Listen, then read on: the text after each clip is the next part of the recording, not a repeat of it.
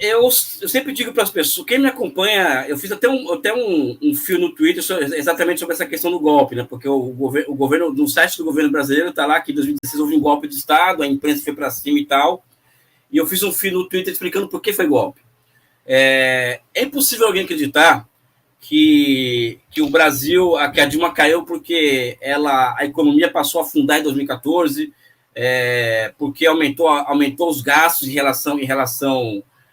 aumentou a dívida pública em relação ao PIB, ou porque o governo era um mar de lama, ou seja, é impossível acreditar nisso quando olhamos para a história, né? Ou seja, se nós formos observar, por exemplo, a taxa de lucro empresarial brasileira entre 2011 e 2015, ela tem uma queda, né? E isso é resultado também, por entre outras coisas, pelo fato do governo Lula e o governo Dilma ter dado continuidade, entre outros motivos, a uma política de valorização real do salário mínimo.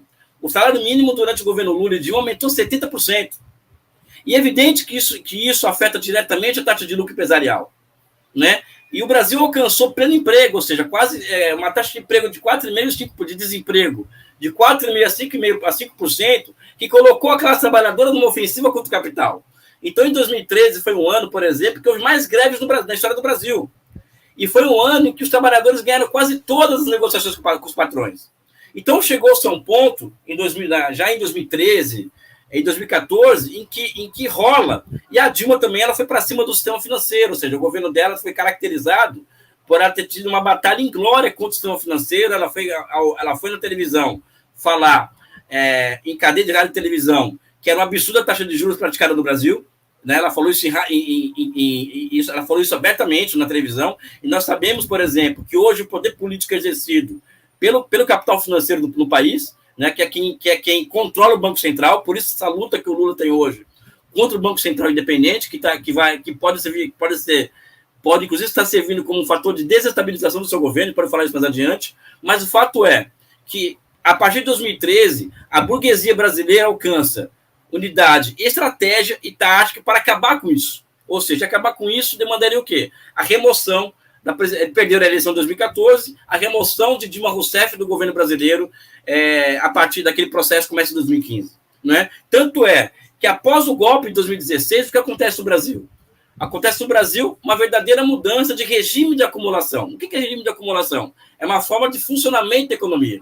Então, a economia brasileira, por exemplo, ela funcionava até 2014, 2015, por exemplo, baseado em consumo e baseado em aumentos salariais. Isso impulsionava o investimento público, impulsionava o investimento em novas cadeias produtivas.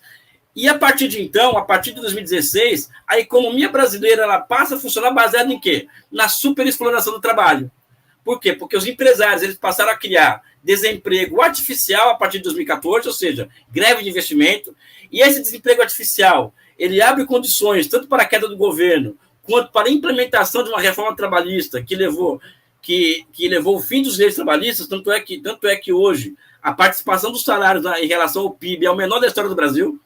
Né? Isso significa, por exemplo, que uma pessoa hoje ela trabalha sem direitos, muitas delas trabalham por R$400, né, por mês, uma coisa que é um absurdo. O Bob está pagando R$1 por dia, 2, para trabalhar lá. Ou seja, o que acontece em 2014, aquele processo entre 2013 e 2016 é um processo em que existe uma remoção do governo brasileiro, não da Dilma Rousseff em si, mas o que representava o governo nucleado pelo Partido dos Trabalhadores, que era um governo que, em grande medida, apesar de não ter triscado dos interesses do grande capital, mas ele provocou, por exemplo, os negros e pobres e mulheres, em geral, negras, passaram a pegar avião, passou a frequentar curso superior no Brasil, ou seja, a UFRJ em 2012, até 2000 e pouco, era uma universidade de brancos, hoje a UFRJ é colorida. Né? Então, nós não tínhamos noção, nós não temos noção, Rafael, do seguinte: o Lula ele mexeu com as placas tectônicas do Brasil. Ou seja, o aeroporto era um lugar privilegiado de brancos, a universidade é a mesma coisa. Ele mudou esse jogo. Né? Ele mudou esse jogo. E, aliás, o cara que fala muito isso chama-se Eduardo Costa Pinto, ou seja, que para mim é o maior intelectual do Brasil, e ele desenvolve uma tese que desemboca nisso que eu estou dizendo aqui. O que eu estou dizendo aqui não é ideia minha, é uma ideia do Eduardo Costa Pinto, né? Que não sei se ele está por aqui vendo, acho que não, porque eu estava aqui com ele no WhatsApp, né? mas é um cara que é um cara que tem a explicação mais sofisticada